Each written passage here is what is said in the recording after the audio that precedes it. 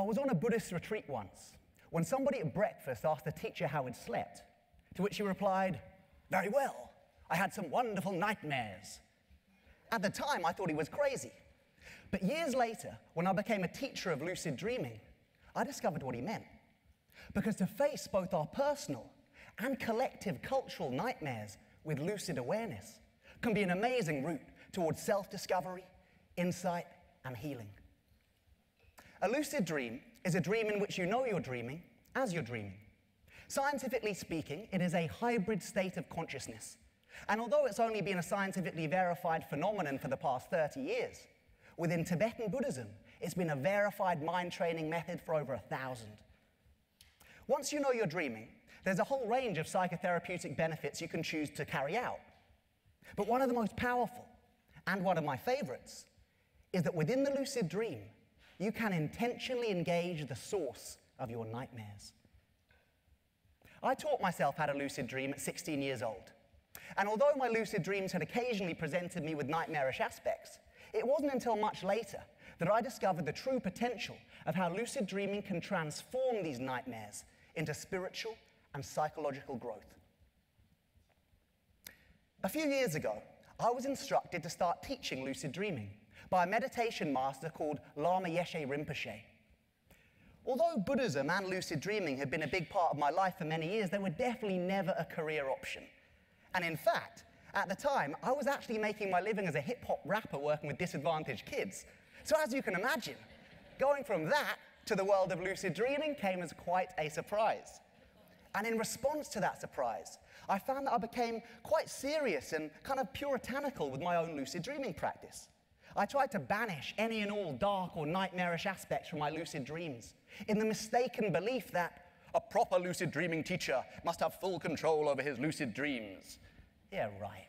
Of course, any attempt to sanitize or to control your dreams only represses the material.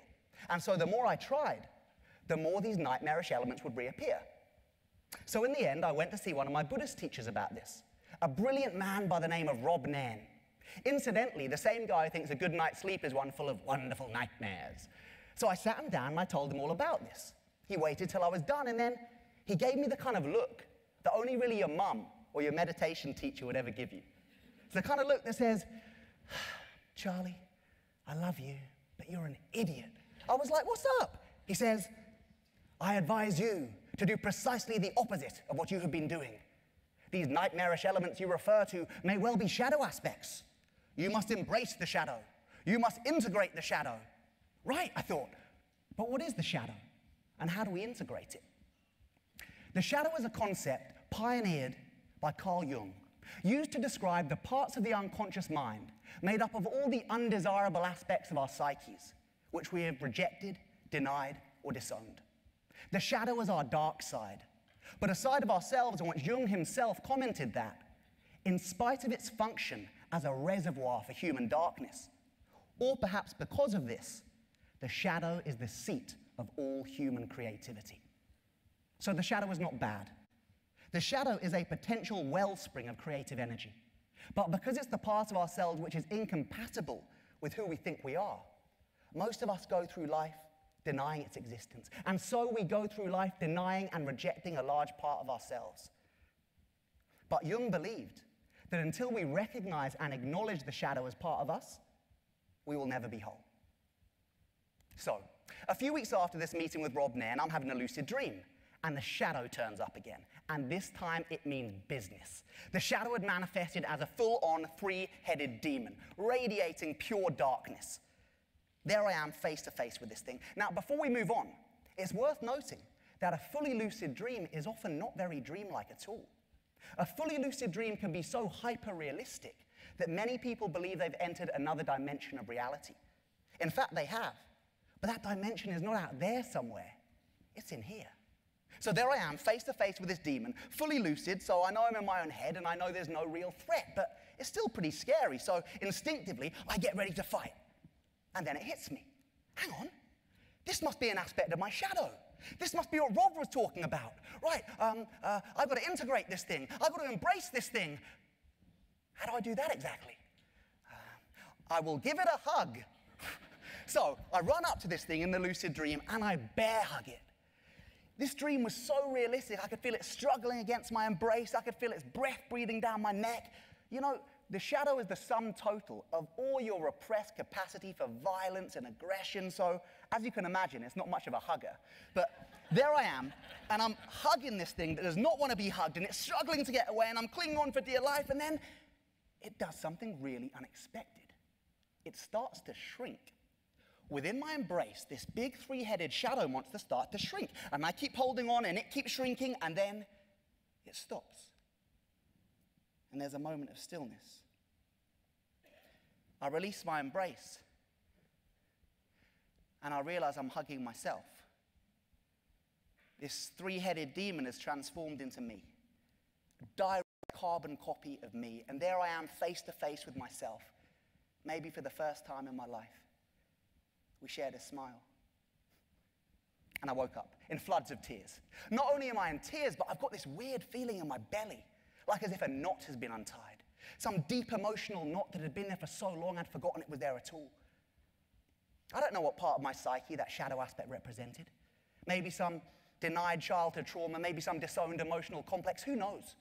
But what I do know is that when I was embracing that demon, I was embracing some deeper part of myself. And I was engaging the innate healing potential which resides within us all. In a lucid dream, you have the opportunity to engage psychological concepts immediately in a seemingly physicalized form. This is a unique opportunity to directly apply healing intent to mental embodiments and personifications of your own psychology. This is deep healing territory. This is what thousands of people are paying thousands of therapists thousands of dollars to do. Now, I'm not saying you should all go and sack your therapists, but what I am saying is, if you can learn to lucid dream, not all of the time, but just some of the time, you can make their jobs a heck of a lot easier. If you can learn to dream lucidly, and it is a learnable skill, you can begin to integrate your shadow and finally reclaim, as Jung said, the seat of all human creativity. So learn how to lucid dream. Give it a shot. It takes sustained practice, but anyone can do it. Go to a workshop, buy a book, get downloads from the net, just do it. Although there are thousands of techniques out there, a prerequisite for most of them is dream recall. So if you guys really want to get into this stuff tonight, you need to start remembering and recording your dreams in a dream diary.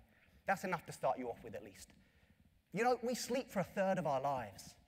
Lucid dreaming allows us to make some use of that time and gives us the tools we need to heal ourselves, to get to know ourselves, and to enter into a friendship, not just with our shadows, but with every aspect of our psyches, all while we're sound asleep. That is some pretty effective time management. There's no club to join. There's no equipment to be bought. All you need are your dreams. Now, before I go, I want to leave you with my big idea. I believe that the concept of waking up to the illusion of the dream and becoming lucid goes way beyond our personal dreams. As a global society, there are cultural, collective shadow aspects that we refuse to integrate. Elements of our humanity which are too dark and too nightmarish to face, but until we face them, until we get lucid collectively, we will never be whole. Lucid dreaming can lead to lucid living. Now is the time to wake up together. Now is the time to get lucid in this dream of life that we have been sleepwalking through. Now is the time to embrace the shadow of the world, because it is in our grasp, but we've got to be awake to grasp it. Value your dreams, and especially value your nightmares.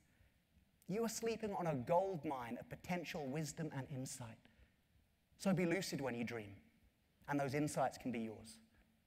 Sweet dreams, or should I say, sweet nightmares. Thank you.